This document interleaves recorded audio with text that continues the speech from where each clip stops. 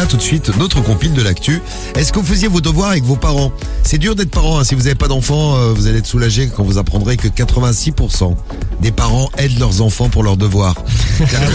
C'est-à-dire que t'es heureux quand tu deviens adulte, tu te dis je bosse, j'ai plus de devoirs. Et puis après tu fais des enfants et hop, tu te retapes les devoirs des enfants. Ouais, ça va être dur. Hein. Je pense que les devoirs avec ma mère, c'est le moment où j'ai le plus détesté dans ma vie. Qui ta maman? Elle était relou. Non mais je sais, et tu sais que je lui ai parlé, elle aussi. Mais tu sais, je pensais pas que ça pouvait exister, avoir ce sentiment de haine envers ta mère quand elle essaye de t'aider. Parce que déjà, toi tu comprends rien, mais elle comprend encore plus rien au truc, tu vois. Et elle essaie de te faire comprendre le truc. Et c'est marrant que tu dises la mère parce que c'est les mamans qui consacrent 2 fois plus de temps aux devoirs que les papas. Ouais. C'est les mamans qui font les devoirs, c'est parce que vous êtes très intelligentes les filles. Sans doute. Ma mère elle faisait tous mes DM. Enfin laisse tomber. Ma mère elle a trop bossé pour moi. Franchement j'aurais dû la rémunérer pour tout le travail qu'elle a fait. Bon allez, la compile de l'actu, compile de devoirs dans l'actu. C'est la compile du Morning de Diffoul sur Skyrock. Allez Rémi, on file la messe pour démarrer. Numéro 3. Ouais, où un papa n'a pas été tendre avec son fils de 13 ans. Oh, c'est une façon de voir l'éducation peut-être un petit peu trop stricte puisque c'est un policier et il l'a menacé avec son arme de service. Ah, un policier bien équilibré a priori. A priori, voilà. Donc il a sorti son gun pour dire à son fils de faire des devoirs. Oui, le fiston avait un petit peu du mal à faire ses devoirs, du coup il l'a menacé avec son arme de service. Bon, la maman n'a pas trop apprécié, elle a porté plainte, hein. C'était trop là, franchement. Donc il y a eu tribunal, il y a eu jugement. Je te jure. Et donc le fiston a témoigné en disant oui c'est vrai, papa m'a menacé avec son pistolet. Bon, le prévenu lui a nié les faits, il a évoqué une éducation rude.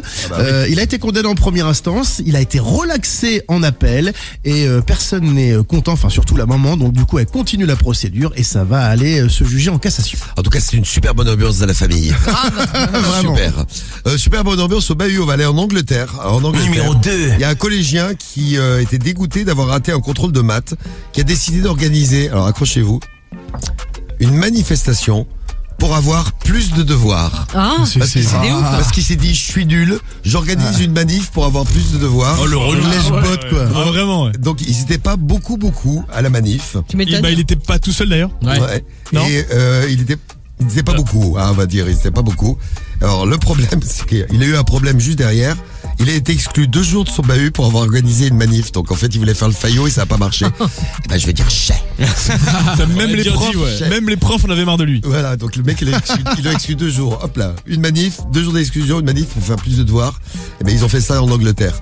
Et on termine en France. Numéro 1. Ouais, on va filer dans l'Hérault. Alors c'est une petite commune où il y a eu une panne d'internet, voilà, et une maman est très très embêtée parce que elle n'arrive pas du coup sans internet à aider son fils à faire ses devoirs. Le fiston était sur un devoir de géographie, donc là tout le monde était en galère.